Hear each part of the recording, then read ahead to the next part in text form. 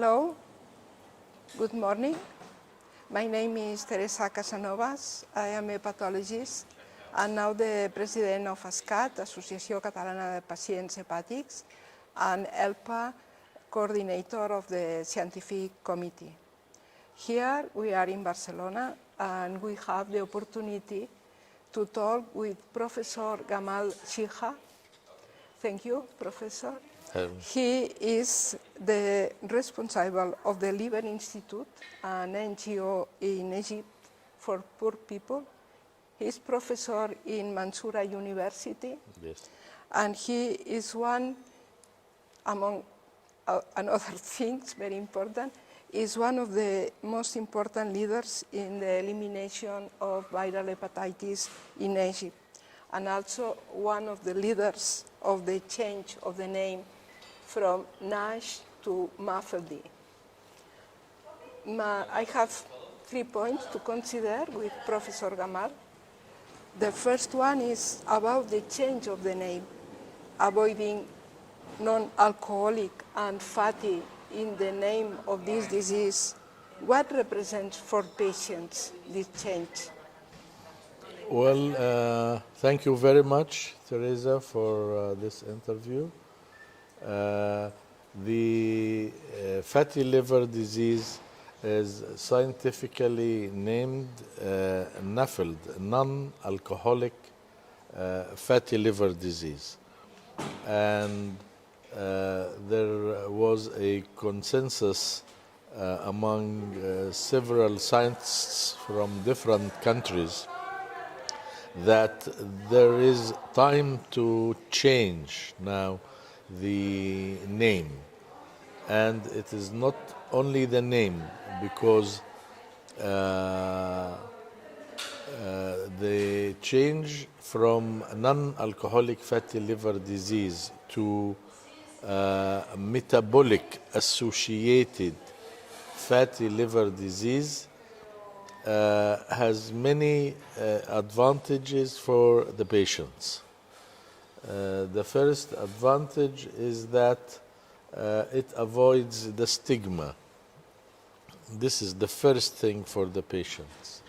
The second one is that instead of diagnosis by exclusion, non-alcoholic, meaning you have to exclude all other causes of chronic liver disease before you diagnose non-alcoholic fatty liver disease.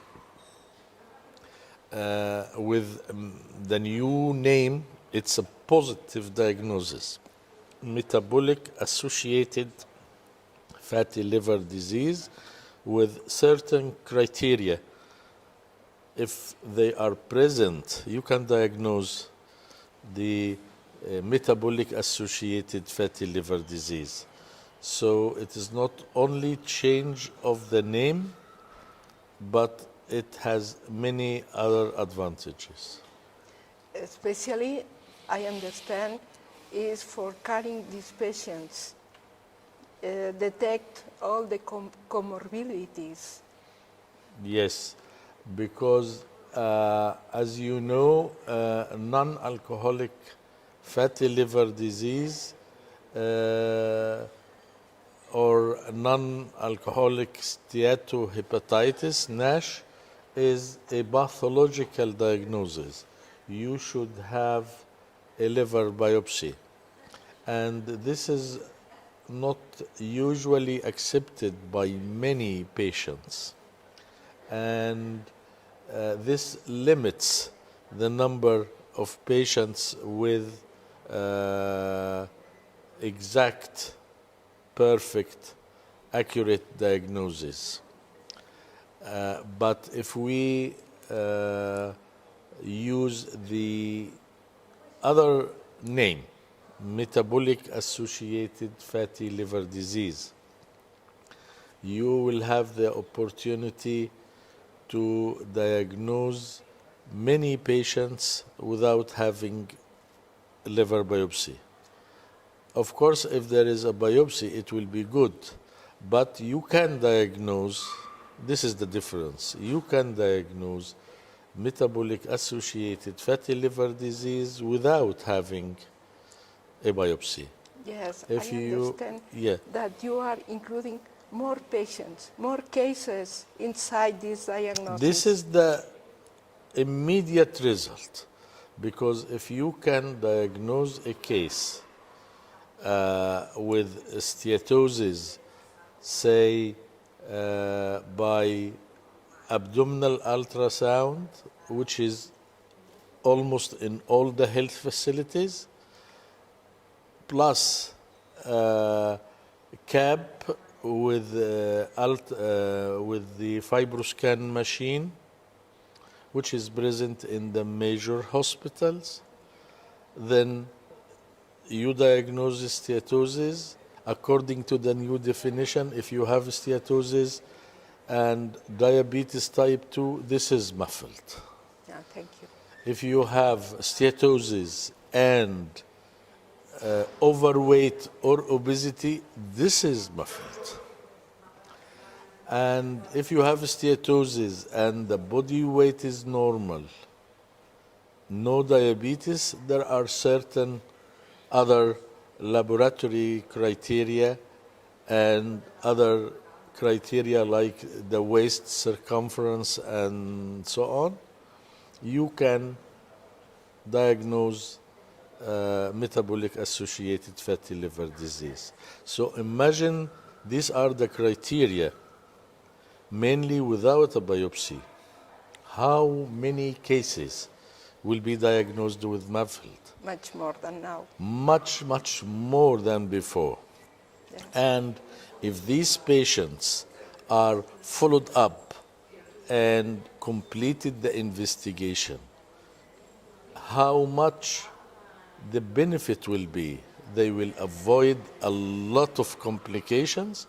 They will be managed properly at the proper time. So you will benefit a lot of patients. Many patients will avoid long-term complications, and this is a better care for patients. So it is not just a change of the name, Yeah. it has its consequences on the management of patients worldwide. Thank you. Another point that for me is very important is your opinion about possible changes in medical care for diabetic patients. If you might explain what will be about. Well, it's very important. As I said, if you have an evidence either by radiology, abdominal ultrasound, which is very simple, or CAP using fibroscan machine, or even non-invasive laboratory scores, if we can diagnose steatosis and the patient is diabetic, this is a case of muffled. Yeah. So diabetics, especially type 2 diabetes, will be in the hands of the hepatologists. Here there will be a question about the training of the internists to be hepatologists. There must be good part of the training, making them know very well what is diabetes, how to manage, not to refer the patient to diabetologist, except when the case is much more complicated. But the simple management, the first line management, should be in the hands of the internist who is specialized in hepatology. This is one thing. The other thing is new cases of diabetes. Now, in the first visit, according to the recommendations of the guidelines, among many things for evaluation of type 2 diabetes now is to stage fibrosis, stage liver fibrosis, because this determines the long-term prognosis of the patient.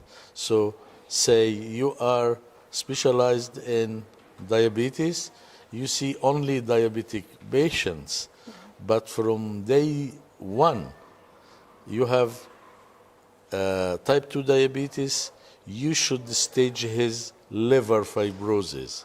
You should do fibroscan or whatever to stage fibrosis before you continue management of this patient.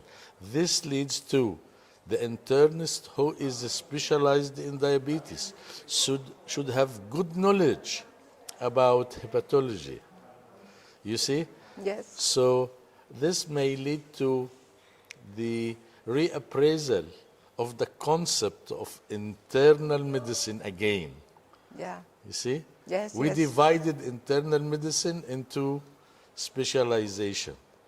But now I think with the new era of metabolic associated fatty liver disease, I think the reappraisal of internal medicine in training, postgraduate training, and also in undergraduate teaching should consider this, because as you know, patients with MAFLD has cardiovascular consequences and long-term complications, have renal complications. So the best way to manage such a patient is to have good training, postgraduate training in internal medicine, and even during undergraduate courses, this should be considered. Yes, I understand. And I think this is a very important and crucial point to consider since the very beginning for diabetic patients to consider their liver. Yes, yes, and now if you are talking about the current situation, not many doctors who are specialized in diabetes have the necessary knowledge about liver fibrosis and its relation to the long-term management of their diabetic patients. Yes, yes. So that's the concept. And the last point, I am very interested in what is your prospection for the future of MAFLD, especially in the field of non-invasive tests for correct diagnosis. I am referring MRI. This technique now is only accessible for few hospitals. Yes. It's It's expensive. an expensive machine, only in tertiary care units, and the cost per case is high. But I think in the future, with the artificial intelligence, new softwares, I think we may have in the next few years a software with MRE, magnetic resonance elastography, which will be much more accurate and even cheaper. And maybe a small machine, not that big one, a small machine doing that work, diagnosing fibrosis and steatosis with almost 100% accuracy, and could be implemented in clinical practice. This is our hope, and I think within several years, this could be a reality. Thank you. And that is finished our conversation. Thank you, Professor Gamal Shiha. He's also a board member of the ELPA, the European Liver Patients Association. And I am very grateful for your words and explanations. Thank you very much.